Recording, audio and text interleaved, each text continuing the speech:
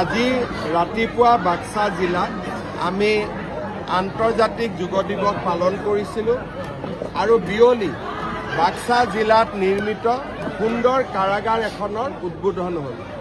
বাক্সা এখন নতুন জিলা, ইয়াত ইনফ্ৰাষ্ট্ৰাকচাৰ একোৱে নাছিলে, কাৰাগাৰ হ'ল। এতিয়া DC অফিচ নিৰ্মাণ হৈ আছে, চাৰ্কিট হাউচ এটাৰো অনুমোদন হ'ব আৰু আমাৰ ইয়াতে জিলা পৰ্যায়ৰ ষ্টেডিয়াম এখনৰো নিৰ্মাণৰ কাম চলি আছে। অসম মালাৰ কেইবাটাও গুৰুত্বপূৰ্ণ ৰাস্তাৰ কামো চলি আছে আৰু নতুনকৈ দুটা কাম আমি অসম মালাটো হাতত ল'ম।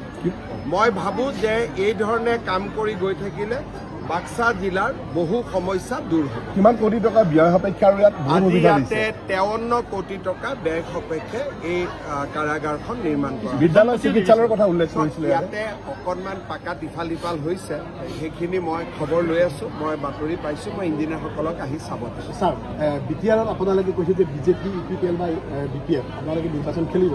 এতিয়া কংগ্ৰেছৰ সভাপতি গৌৰৱ গগৈয়ে কৈছে যে তেওঁলোকে নিৰ্বাচন খেলিব আৰু BTRত জিকিব। নহয়, এটা কথা আপোনালোকে মোক কওক যে নিৰ্বাচনত খেলিব বুলি কোৱাটো এটা বাতৰি হ'ব পাৰে নেকি? জিকিব বুলি কৈছে। সেইটোকে কৈছোঁ যে আজিলৈকে BTRত যিমানবাৰ নিৰ্বাচন হৈছে কংগ্ৰেছেতো প্ৰত্যেকবাৰেই খেলি আছে। আপোনালোকে এনেকুৱা ধৰণে প্ৰশ্নটো সুধিছে যে আগে পিছে তেওঁলোকে খেলা নাই, এইবাৰহে প্ৰথম খেলিব। মই যেতিয়াৰ পৰা কংগ্ৰেছত আছিলোঁ 2001 চনত প্ৰথম 3ত BTRৰ ইলেকশ্যন হৈছিলে, 3ৰ পৰাতো কংগ্ৰেছে সদায় খেলিয়ে আছে, তাত নতুনত্ব। এইবাৰ জিকিব বুলি কৈছে। ইলেকশ্যন হোৱাৰ আগতে আটাইতকৈ দুৰ্বল নিৰ্দলীয় প্ৰাৰ্থীজনেও কয় জিকিব বুলি। এতিয়া জিকিব নিজিকিব বেলট পেপাৰৰ গন্তিৰ পিছতহে ক'ব পাৰিব। কংগ্ৰেছৰ শ্লোগান এখন যুঁজ হ'ব বুলি কৈছে। যুঁজটো কাৰ নহ'ব? মাইক এটা লৈ যেতিয়া ৰিক্সাত উঠি থাকিলেও যুঁজ হ'ব, মাইক লৈ ডাঙৰ ডাঙৰ মিটিং কৰিলেও যুঁজ হ'ব। যুঁজটোতো হ'বই। বেলটত নাম থকা মানে যুঁজ হোৱা নুবুজাই জানো? যুঁজ হ'ব নালাগে বুলি কোনে কৈছে? কোনোবাই ৰিকুৱেষ্ট কৰিছে নেকি কংগ্ৰেছক যে আপোনালোকে ইলেকশ্যন নেখেলিব বুলি? কৰিছে নেকি? কংগ্ৰেছৰ দিনত BTRত যথেষ্ট সংঘৰ্ষ সৃষ্টি হয়। যি হৈছিল এইটো ৰাইজে ইলেকশ্যন মিটিং হ'ব, আমি আমাৰ কথা ক'ম, তেওঁলোকে তেওঁলোকৰ ক'ব। আজি জালুকবাৰীত অকলশৰীয়াকৈ খেলিব।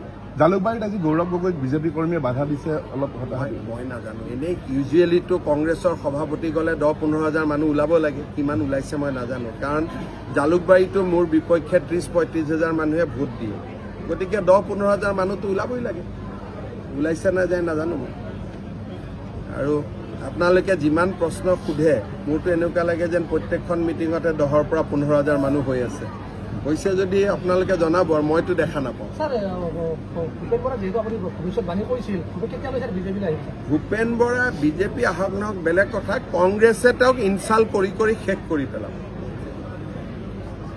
কাৰণ কংগ্ৰেছত কি হয়, সাধাৰণ মানুহৰ ল'ৰা কংগ্ৰেছত থাকিব নোৱাৰে, যিমানে ডাঙৰ নেতা নহওক কিয়। তাৰ উদাহৰণ মই এটা নিজে, ভূপেন বৰা আৰু এটা উদাহৰণ হ'ব গৈ আছে, তাৰ উদাহৰণ অসংখ্য আছে ভাৰতৰ ৰাজনীতিত। এইটো কংগ্ৰেছৰ এটা দোষে আছে। সৰু মানুহৰ কাৰণে, সাধাৰণ মানুহৰ কাৰণে কংগ্ৰেছ পাৰ্টিটো নহয়।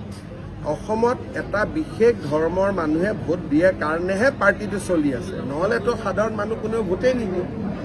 যেতিয়া অসমত যদি কালি মুছলিম মানুহে কয় যে আমি ভোট নিদিওঁ বুলি, আৰুতো বাকচত এটাও ভোটেই নকৰিব। কংগ্ৰেছে অকল মানে অসমৰ মুছলমান মানুহখিনিয়ে কংগ্ৰেছ পাৰ্টিটোক চলাই ৰাখিম বুলি ভাবিছে কাৰণে চলি আছে। যোনদিনাখন মুছলিম মানুহখিনিয়ে কৈ দিয়ে যে আমি আৰু নচলাওঁ বুলি, চলাই বন্ধ হৈ যাব। কাৰণ বাকীতো কোনো তেওঁলোকৰ সমৰ্থক নাই, আছে জানো?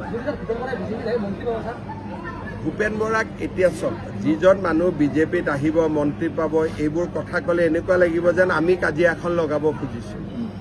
আমাৰ কংগ্ৰেছৰ ভিতৰত কাজিয়া লগাব ইচ্ছা নাই। যি কৰে, যেনেকে কৰে, তেওঁলোক ভালে কুশলে থাকক, আমি সেইটোৱে বিচাৰোঁ। আৰু আমিও ভালে কুশলে থাকোঁ, হয় নহয়? চবেই অসমত ভালে কুশলে থাকক, তেতিয়াই অসমখন ভাল হৈ থাকিব। প্ৰদ্যুৎ বৰদলৈৰ সন্তানে আকস্মিকভাৱে আহি নেতৃত্ব পালে। মই ক'লো নহয় যে পৃথিৱীত কোনো ৰাজনৈতিক দল নাপাব যাৰ সভাপতিও প্ৰাক্তন মুখ্যমন্ত্ৰীৰ ল'ৰা, বিৰোধী দলপতিও প্ৰাক্তন মুখ্যমন্ত্ৰীৰ ল'ৰা।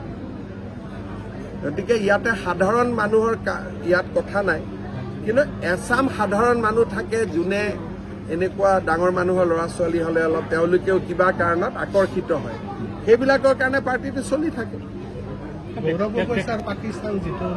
এইটো কথা আমি পাতিম মইতো কৈ দিছোঁ যে 10 ছেপ্টেম্বৰত পাতিম আৰু এতিয়া সদায় পাতি থাকিলে তাৰ মিঠাটো নোহোৱা হৈ যায় ন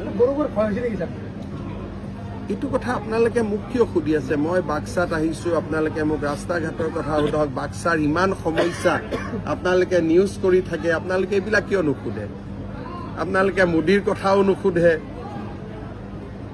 আপোনালোকৰ গাত কিবা বেমাৰ হৈছে